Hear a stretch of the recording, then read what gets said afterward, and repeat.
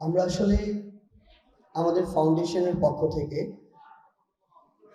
আমরা চাই বাংলাদেশের আমাদের প্রত্যেক শহীদ পরিবারের কাছে যেতে, সন্তান হয়ে তাদের ঘরে যেতে, সন্তান হয়ে কথা বলতে, তাদের কথাগুলো শুনতে।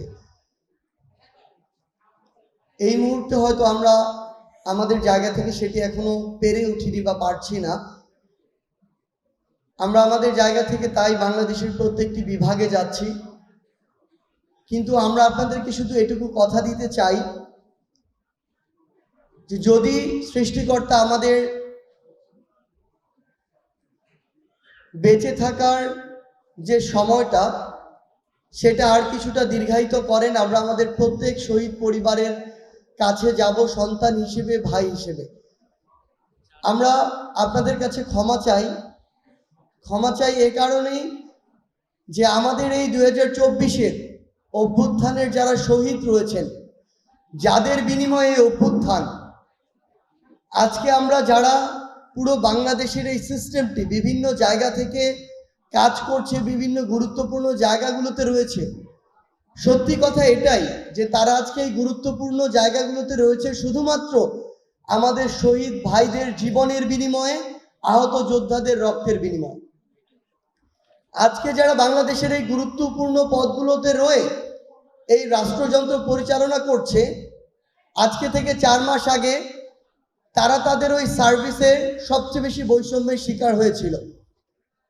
সেই জায়গায় এটা আমাদের ব্যক্তিগত এবং নৈতিক দায়বদ্ধতা যে যাদের প্রাণের বিনিময়ে, রক্তের বিনিময়ে এত বড় একটা অর্জন, এত বড় একটা পরিবর্তন, তাদের পাশে আমাদের দাঁড়ানো।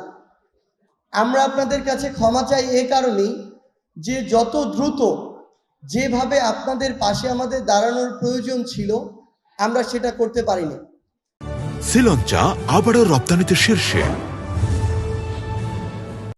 এই সীমাবদ্ধতা স্বীকার করতে আমাদের বিন্দুমাত্র সমস্যা নেই, কিন্তু আমরা আপনাদেরকে শুধু একটি জিনিস বলতে চাই, আপনাদের জন্য একটি ফাউন্ডেশন হয়েছে, জুলাই শহীদ স্মৃতি ফাউন্ডেশন, যেটি শাহবাগে, ঢাকার শাহবাগে বারডেম হসপিটাল এবং হোটেল ইন্টারকন্টিনেন্টাল এর মাঝে রয়েছে।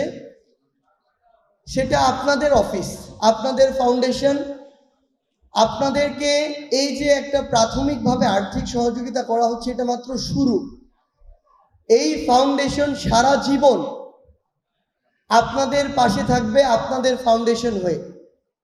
এটা শুধুমাত্র আর্থিক সহযোগিতার শুরু, ধাপে ধাপে আরও আর্থিক সহযোগিতা, শহীদ পরিবারের অন্তত একজনের চাকুরির ব্যবস্থা করা, পুনর্বাসনের ব্যবস্থা করা। আমাদের যে আহত যোদ্ধারা অনেক দিন ধরে এই বিষয়টি নিয়ে ভুগবে, কিংবা যে ভাই আমাদের চোখ হারিয়েছে, হাত পা হারিয়েছে, তাদের তো একটা পুনর্বাসনের ব্যবস্থা করতে হবে।